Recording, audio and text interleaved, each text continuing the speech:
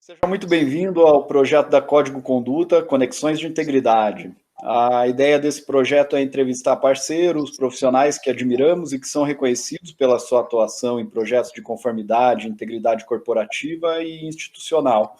O meu nome é Fernando Henrique Zanoni, eu comandarei o bate-papo de hoje com o convidado e, por que não dizer, o meu mentor no que tange às investigações corporativas, o Marcos Turbay. O Marcos é certamente um dos profissionais mais capacitados do Brasil na apuração de desvios de conduta e grandes fraudes, idealizador da Compliance School, que está localizada aqui em Curitiba, e vai contar um pouco sobre o método de Cypher e sobre as melhores práticas de investigação. E aí, Marcos, tudo nos conformes? Olá, Fernando. Primeiro, um prazer estar aqui. Agradeço muito pelo convite seu, da Cinza, da Código de Conduta, esta empresa que eu admiro e torço todos os dias para que tenham muito sucesso. Espero que eu possa, aí, com um pouco que eu aprendi nesses anos aí, agregar algum valor nesse nosso bate-papo gostoso aí. Não, com certeza vai agregar bastante aí, Marcos. É um tema bastante relevante e que está bastante em voga, essa questão das investigações, né? Mas antes da gente iniciar aí, propriamente falando das investigações, das melhores práticas, e para você explicar esse método que foi desenvolvido ao longo dos anos, você poderia fazer um breve resumo aí da sua trajetória profissional? Bom, ela, por incrível que pareça, foi baseada, né, no processo investigativo. Eu comecei essa minha carreira, essa minha vida na investigação na Polícia Federal. Então, fui agente federal e lá me despertou, na própria academia da Polícia Federal, me despertou o interesse pela matéria. Quando a gente entra numa nova carreira, a gente ainda não sabe se aquilo vai ser bom para você, se você vai gostar ou não. Mas já na academia, e aprendendo técnicas de investigação, eu falei, puxa, gostei desse negócio, vou seguir essa carreira. Chegou um determinado momento, eu preferi ir para a iniciativa privada. Abri a minha primeira empresa de investigação, 12 anos depois ela foi comprada pela Kroll, né, a empresa americana. Depois fiquei como diretor da Kroll no sul do Brasil, responsável pela área de investigação de fraudes, e também resolvi sair e voltar para o meu negócio, ser dono do meu negócio. Abri a Conformity. Conformity também, uma empresa voltada para a investigação de fraudes, para instrumentos de compliance, naquela época, que era um pouco diferente, né? Nós começamos isso em 2004.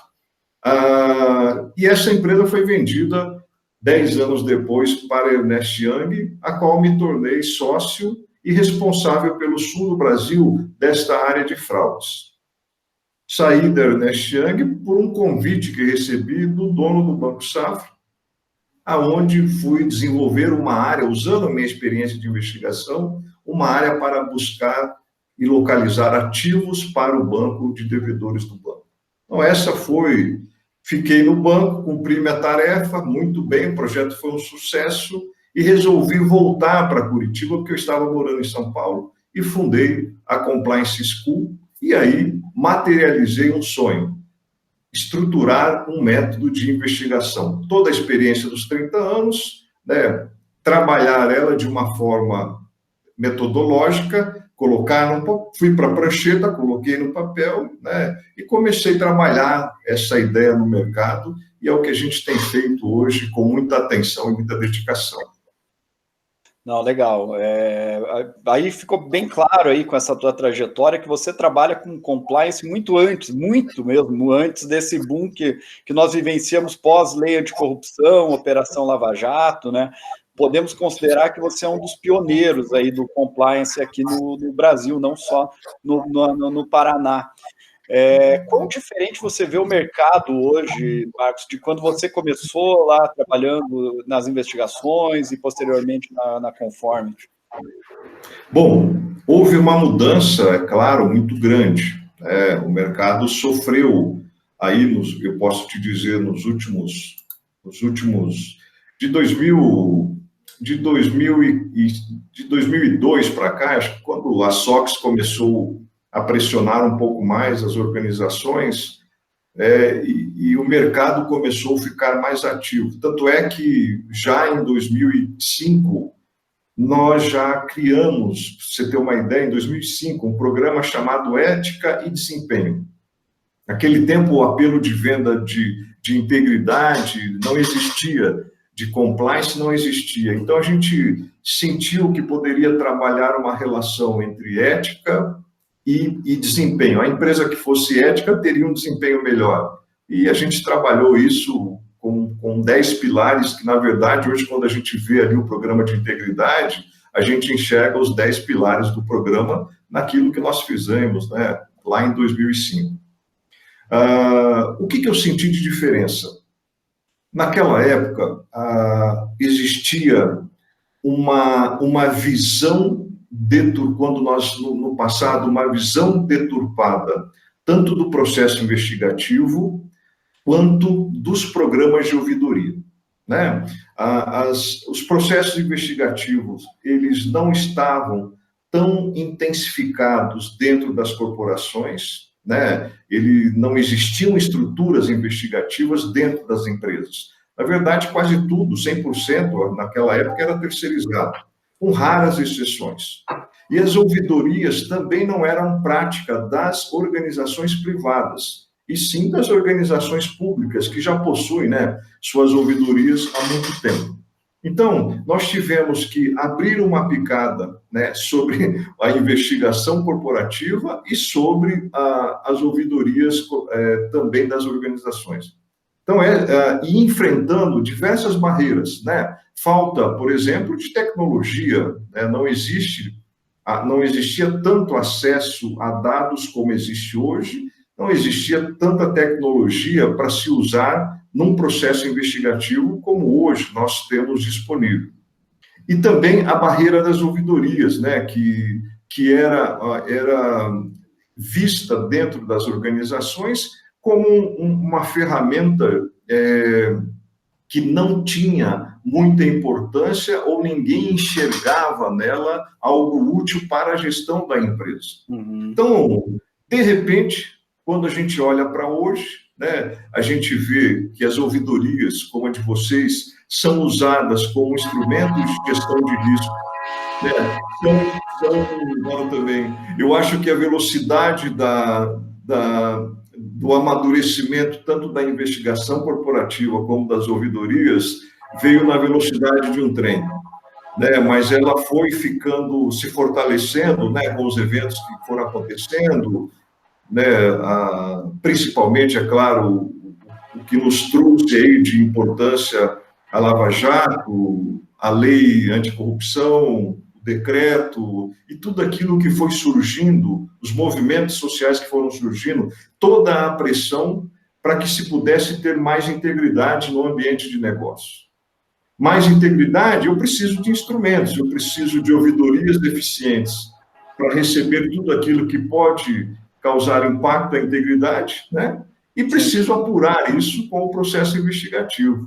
Então, a mudança ficou muito clara, assim. Aquilo estava ainda embrionário em 2005 e hoje, né, é extremamente amadurecido e explorado no mercado nacional, tanto como negócio como ferramenta de gestão, né? Sim, perfeito. Marcos, agora entrando já no método Decipher que foi desenvolvido aí ao longo dessa sua trajetória profissional, atuando nas investigações, ele está baseado em 7 princípios, né, que devem nortear as boas práticas da investigação. Você poderia explicar rapidamente esses 7 princípios para quem ainda não está familiarizado com o método? Posso explicar, assim. Uma coisa importante, eu vou só fazer um paralelo. Imagina que você é o que são... Qual que é a base desses princípios, né? Nós precisamos transitar em uma investigação do início ao final em segurança. Nós precisamos, tanto nós profissionais, como os nossos clientes ou as empresas que nós trabalhamos, nós temos que passar por um processo investigativo em segurança. Então, nós precisamos caminhar com certos princípios. No método Decipher, que é o método que nós criamos, nós definimos 7 princípios. Eu só vou te dar um exemplo antes. Imagina que você é um jornalista de guerra, está no Oriente Médio, região de conflito, e você precisa, com a sua equipe, sair de um lugar, de uma cidade, e ir para outra que está em conflito. Bom, para fazer isso, vocês vão ter que tomar todas as medidas de segurança. Criar um planejamento, uma metodologia, seguir regras para que vocês possam, evidentemente, chegar ao final aqui em segurança. Ok? Basicamente, os princípios fazem e tornam e permitem que você caminhe pela investigação de forma segura. Nós estamos lá, princípio da cronologia infográfica. Esse tem a ver que todas as informações e dados para nós, elas têm que estar estruturadas no tempo. Isso é a base da metodologia. O princípio da conformidade. Todo o processo nosso tem que estar em conformidade com a legislação. O princípio da imparcialidade. Não podemos ter juízo de valor para se produzir um resultado. Temos que ser absolutamente imparciais. O princípio da confidencialidade é simples. Durante todo o processo, todas as pessoas envolvidas é que podem ter acesso à informação, terceiros não. O princípio da validade é simples, é quando você trabalha com informações que são dinâmicas, elas são vivas, e elas podem ter prazo de validade. Você tem que atualizar as informações. Princípio do foco, eu tenho que saber fazer uma investigação dando foco pela origem da demanda e não ir para caminhos que trazem outros tipos de informações e não respondem à primeira pergunta. O princípio da rastreabilidade tem a ver muito com compliance, né? Tudo que nós fazemos tem que estar documentado para se dar a efetiva demonstração de que aquilo foi feito. Basicamente, os 7 princípios navegam nesses conceitos. Perfeito, perfeito, Marcos. Eu acho que eles abarcam bem, realmente, o que é necessário para que uma investigação comece e termine de uma forma que leve com que o tomador de decisão tenha dados, informações relevantes para tomar a decisão correta. Né? Exatamente. E aquilo que eu falei, ele faz com que você passa por uma investigação, que sempre são assuntos sensíveis, né, de forma segura. Né? Se você conduzir investigações sem esses princípios claros ou sem aplicar esses princípios, você e a sua organização vão ter problemas na chegada ou no meio do caminho. Não, perfeito. E outra base aí do método Decipher são os protocolos de investigação, né, que compõem o ciclo Decipher, né, que é assim que você chamou. Quais são esses 5 protocolos aí, Marcos, falando rapidamente dessas fases da investigação? É muito importante esses protocolos por um motivo. Um projeto, uma investigação tem que ter um início, um meio e um fim padronizado, né, para que um gestor ou a equipe possa estar falando a mesma linguagem. Então, você tem que criar uma boa prática. Essa boa prática se transforma num protocolo. Esse protocolo, ele faz com que a gente consiga completar o ciclo Decipher, quer dizer, do início ao final de uma investigação. E a gente aplica 5 protocolos. O primeiro é um protocolo de registro da investigação. Quando uma investigação chega, quando alguém demanda investigação, você tem que fazer todo o registro e a classificação disso, e até gerar algum alerta de risco, se for necessário. Né? Você precisa dar rastreabilidade para que aquilo tenha uma origem, né? Ou, como nós chamamos no método, um fato gerador da investigação. O segundo protocolo é o planejamento temporal e técnico. Você não pode fazer uma investigação sem fazer um bom planejamento temporal, quer dizer, quanto tempo eu tenho para investigar, quais são as datas importantes desse processo todo, e o planejamento técnico, que é quando eu faço e defino o foco técnico da investigação. Só a partir disso é que eu consigo ir para outro protocolo, a outra fase, que é coleta e organização de dados, e validação de dados. É quando eu, a partir do meu foco técnico, vou coletar informações em várias fontes, vou organizá-las no tempo, vou validá-las para poder ir para o próximo protocolo, que é o protocolo que a gente chama de análise infográfica e tese investigativa temporal. É nesse protocolo que eu analiso todas as informações que eu consegui coletar e crio uma tese da investigação. E, por último, o protocolo de revisão, entrega dos elementos e síntese da investigação. É quando eu finalizo o trabalho, faço a minha revisão, empacoto isso e entrego para o destinatário para que ele possa tomar uma decisão. Esses são os nossos protocolos. E isso precisa se aperfeiçoar no Brasil. O Brasil é pobre de protocolos de investigação. Eles têm adaptações, mas protocolos específicos de investigações é um campo farto para nós trabalharmos e podermos juntos melhorar tudo isso. Com certeza.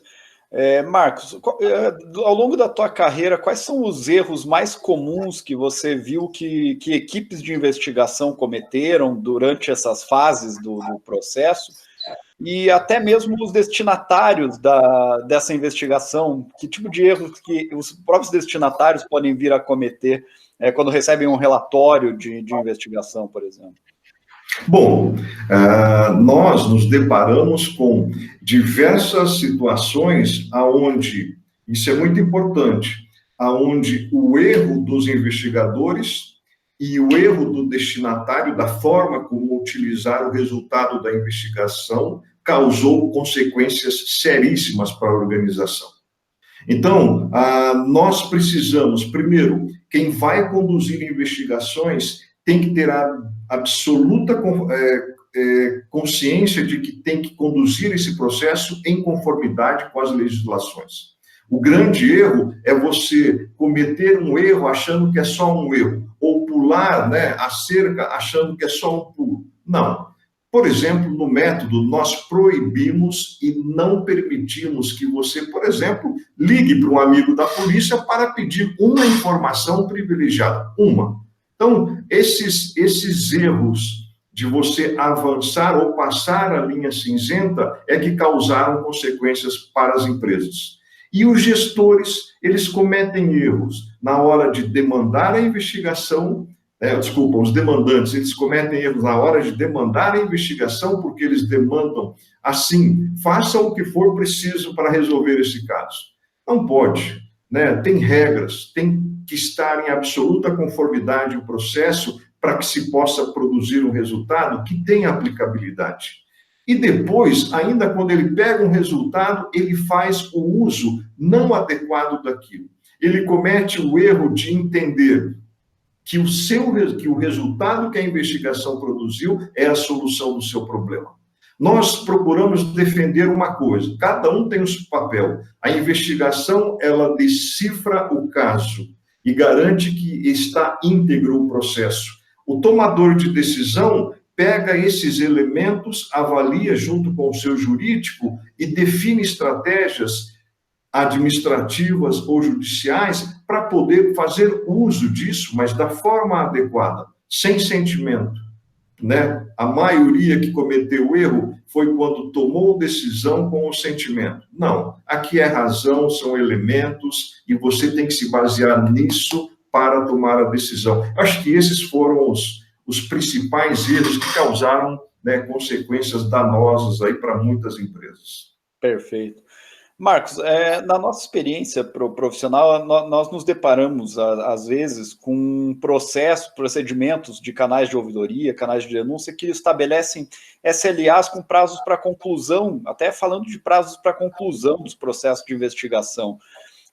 E algo que fica claro quando você conhece o método Decipher é evitar a confusão entre os processos de recebimento das denúncias e os processos de apuração dessas, Poderia explicar se realmente há uma diferença entre isso e como que você gere as expectativas, tanto do relatante quanto do destinatário da investigação, quanto a prazos e como isso não afetar a entrega de um trabalho de qualidade?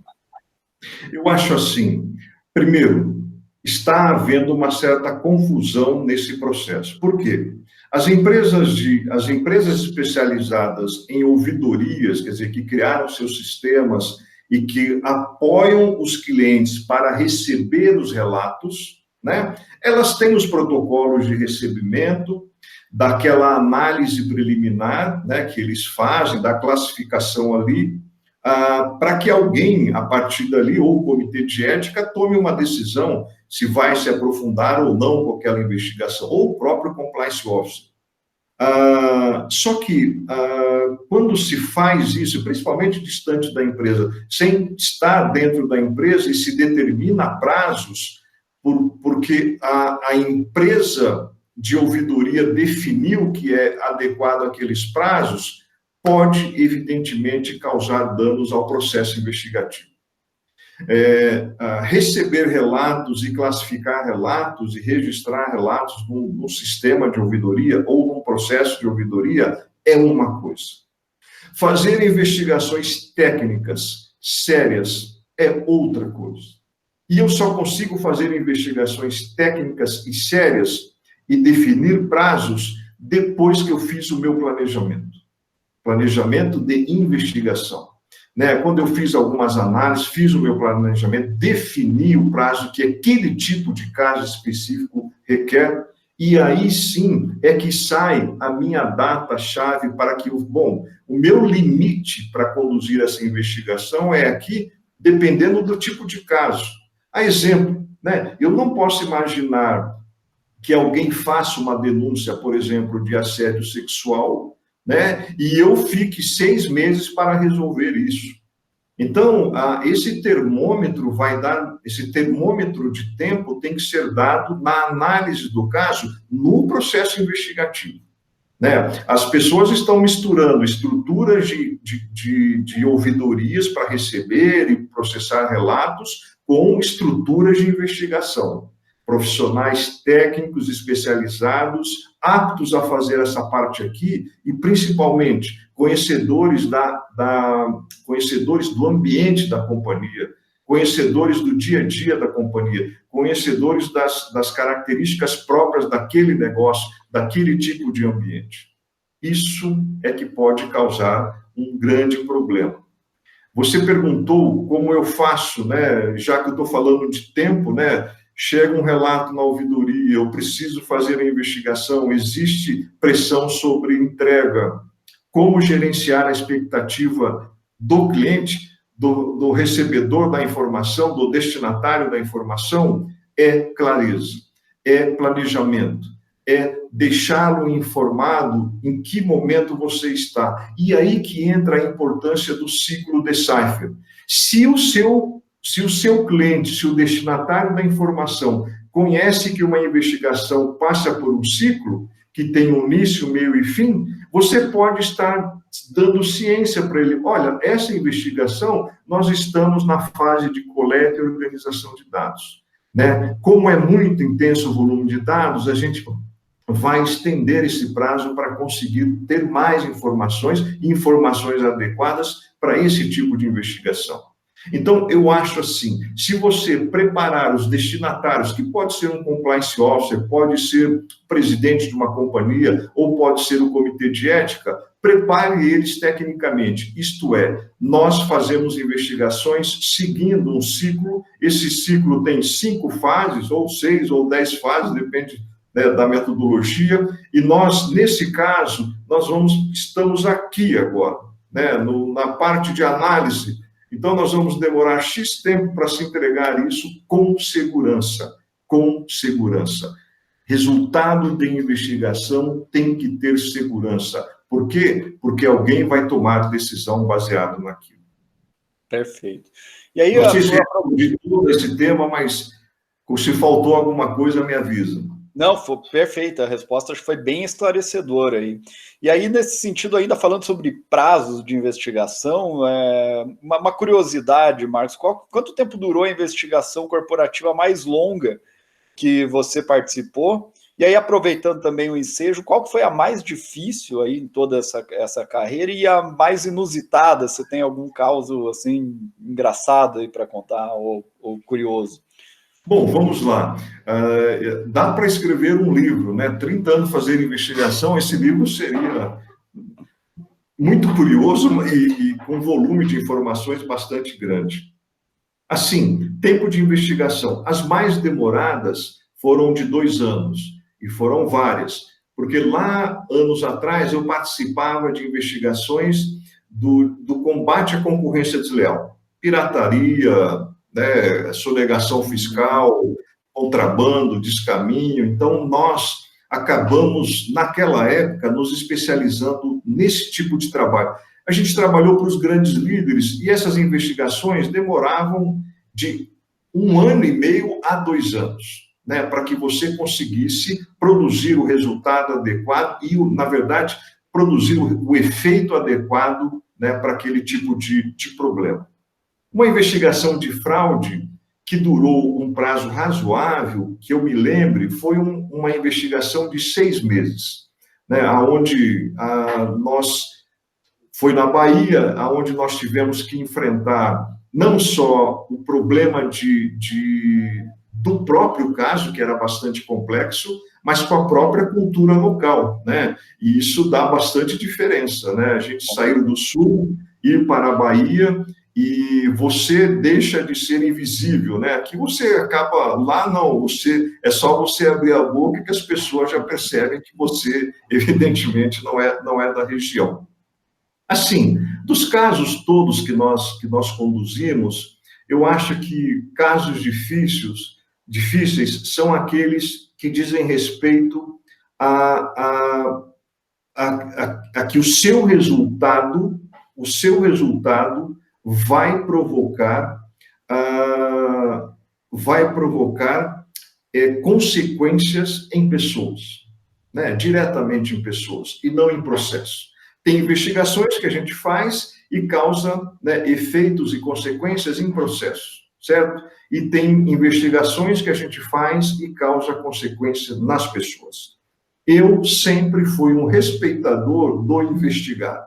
Sempre considerei que a minha habilidade era de demonstrar com todos os elementos possíveis que ele tinha culpa ou não, certo? Então, o cuidado com isso, o cuidado de se conduzir uma investigação quando se vai afetar pessoas e entender que você tem do outro lado um indivíduo, essas são as mais difíceis, né? Essas são as que provocam mais dificuldade no seu processo. E se envolve menores, por exemplo, né, e às vezes a gente se depara com situações que envolvem menores, por incrível que pareça, fica mais difícil ainda. Então, nós, nessa caminhada toda aí, a gente aprendeu que eu acho que a grande competência nossa está em saber, né, aquilo que eu falo novamente, caminhar pela investigação de forma segura, trazer o seu cliente de forma segura, e o resultado ser absolutamente forte para se tomar a decisão correta, principalmente se impacta pessoas, né? Quanto situações engraçadas, passamos sempre, quando nós fazíamos, né, tempos atrás, as investigações de campo, as pesquisas de campo, né, que são as mais difíceis e as mais complexas. Hoje, as pessoas sentam na frente de um computador e têm todo esse conforto do ar-condicionado para se conduzir uma investigação, né? Existem investigações que as equipes de campo têm que conduzir processos investigativos em cenários bastante críticos, né? Certa vez fui para a região da Amazônia, quando acostumado aqui no eixo Rio-São Paulo, sul, né? Quando cheguei na pequena cidade, fui vou me hospedar. Hospedar aonde? Não tinha onde se hospedar, né? Bom, vou precisar de um carro, não tinha como alugar um carro. Bom, vou precisar de um táxi. Não tinha um táxi, né? Então, eu tive que ter toda a habilidade de encontrar um lugar para ficar, de encontrar recursos para me deslocar. Para você ter uma ideia, eu consegui um motociclista que me levava na garupa para onde eu queria ir. Então, sem ele entender o que eu estava fazendo. Então, calcule o grau de dificuldade que nós tivemos nesse processo, que, na verdade, foi um sucesso, e foi na época da Kroll, inclusive, que a gente trabalhava junto com a Kroll. Bom, o que mais que você precisa? Marcos, quando a gente fala assim dos processos de investigação, naturalmente que as empresas têm que implementar protocolos, procedimentos, políticas relacionadas à investigação, mas que outros documentos de integridade, de compliance, que devem ser revisitados dentro dessa estrutura de informação documentada do processo de compliance para garantir que o processo possa ser realizado da melhor forma possível. Bom, nós temos um ponto muito sensível, né, que nós, na verdade, todas as organizações precisam se preparar o seu ambiente para que seja permitido o processo investigativo, né? Não há legislação no Brasil que impeça a organização fazer a sua própria investigação, mas se ela conduzir a investigação, né, de forma errada, ela pode ter, evidentemente, consequências jurídicas para isso. Então, preparar o ambiente é fundamental. É claro que o primeiro passo é, como você falou, eu preciso ter uma norma de procedimento de investigações internas. Preciso, é claro, estar alinhado, essa norma estar alinhado com o código de conduta da companhia, né, básico, e, principalmente, com a política de TI. Porque a política de TI, a política de uso de equipamentos tecnológicos, vai nos ajudar a permitir nós coletarmos dados de uma forma que não haja impedimento, que facilite a nossa investigação, né? Esses dias eu visitei uma empresa, uma multinacional, tempos atrás, visitei uma multinacional, esse ano ainda, e eles queriam melhorar o processo investigativo deles, né, melhorar a norma, e me perguntaram o que eu poderia fazer para melhorar aquilo, para dar ideias de melhoria. Eu perguntei, bom, tentei entender como é que eles faziam as investigações. Em resumo, eles têm uma ordem que vem lá de fora que não se pode fazer a análise dos e-mails dos funcionários, né? E nem a análise do próprio equipamento corporativo que os funcionários utilizam. Bom, então nós nos deparamos com uma regra diferente. E ali eu concluí com eles que o grande aperfeiçoamento seria nas técnicas de entrevistas investigativas, né? Então, normatizar, nesse caso, um protocolo específico para se fazer as entrevistas investigativas é fundamental para essa companhia. E se eles ainda não fizeram, devem fazer, né? Porque aí você vai conduzir a investigação usando um protocolo que foi validado pelo jurídico da companhia e pela alta administração, né? A gente costuma dizer o seguinte: se você não pode documentar um procedimento, alguma coisa está errada, né? Então, todo procedimento de investigação deve ser procedimentado para que você, investigador, né, compliance officer, não tenha problemas com isso. Não, legal. E agora, Marcos, muito se diz do que vai acontecer, qual vai ser o novo normal pós-pandemia. Como que você vê os programas de compliance, como que eles vão ser afetados por essa nova conjuntura que nós vamos vivenciar quando sairmos dessa quarentena e voltarmos às nossas atividades? E como que você vê o processo investigativo mesmo, se vai sofrer algum tipo de consequência relacionado a esse novo mundo que nós vivenciaremos, né?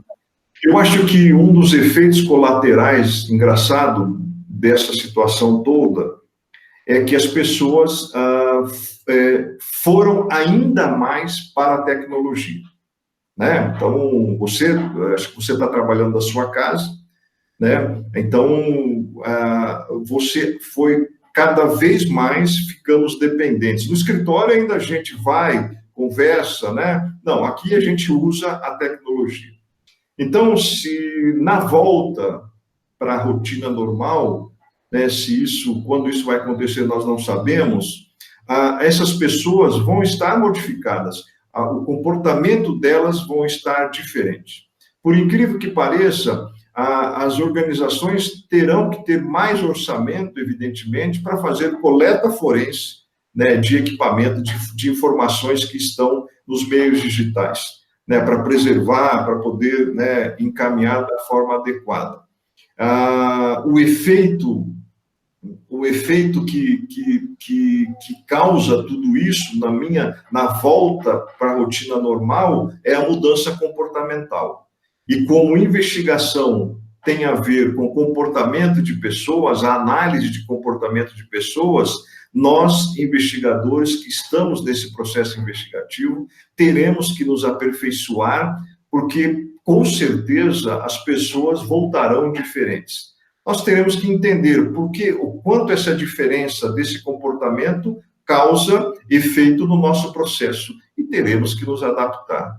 Eu acho que é isso em termos de volta, olhando, evidentemente, para o processo investigativo, né? Para o programa de compliance, eu acredito que as pessoas, inicialmente, vão voltar com aquela vontade de fazer aquele resgate de rotina, resgate de produtividade, né? Mas também vão voltar diferentes em termos de entendimento de valores. Puxa vida, eu lá de casa eu tinha isso, aqui voltei para cá não tenho isso, como é que eu posso para melhorar? Então, vai ser aí um trabalho bem grande para nós interpretarmos os novos comportamentos. Não, legal, Marcos. Marcos, acho que a gente conseguiu pegar uma boa ideia do que é o método Decipher, do quão importante é adotar essas boas práticas e os protocolos de investigação para você ter resultados seguros e levar os líderes da organização à tomada de decisões seguras, né? Com o nosso bate-papo, toda a conversa contigo é enriquecedora, sabe que eu sou um grande fã aí do seu método, como aluno também, acho que valeu muito a pena aprender a investigar realmente. Eu já falei e repito, passei por alguns processos de certificação para me tornar um profissional de compliance adequado, e né, eu sou muito perfeccionista, mas na questão de investigação eu acho que faltava algo no mercado que oferecesse um entendimento de como que você inicia uma investigação e como que você termina ela seguindo todo esse procedimento. Acho que agregou bastante, né? Recomendo, sabe que eu recomendo o curso antes mesmo de fazer, quando a Cinza já me falou do curso, eu já recomendava para terceiros e continuo recomendando. Então, foi um prazer ter você aqui no primeiro projeto nosso, aqui no primeiro bate-papo. Espero que mais para frente a gente possa voltar a conversar também. E queria ver se você queria deixar mais algum recado, falar um pouco mais sobre a Compliance School. Eu queria deixar um recado final para todos os profissionais que trabalham, né, nos programas de integridade, com os seus processos investigativos. Primeiro, nós temos excelentes profissionais no Brasil. Parem de copiar coisas lá de fora. Criem os seus protocolos, criem os seus métodos. Não precisa ser o Decipher. Nós temos capacidade de criar os nossos métodos investigativos. Estabeleça padrões, estabeleça as normas, porque isso pode dar segurança para você como profissional e para a organização. Trabalhar, por exemplo, quando a gente dá o curso do método Decipher e recebe profissionais como você, como a Cinzia, que vieram, inclusive hoje é sua formatura, hein? Teremos um novo Decipher do Brasil. O Fernando é o mais novo Decipher do Brasil. E, se Deus quiser, né, vamos evoluir aí com essa relação. Nós, quando a gente dá aula para vocês, recebe vocês na nossa casa aqui, a gente percebe o quanto nós podemos agregar juntos, né?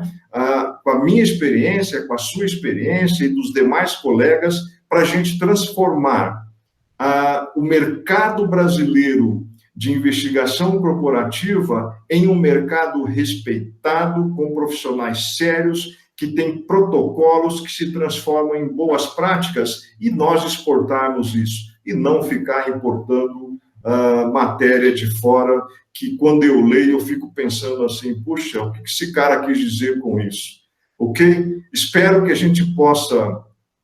Queria deixar, né, os nossos contatos, se você puder divulgar, para tirar dúvidas sobre nossa metodologia e como a gente pode ajudar os processos investigativos utilizando ela, ok?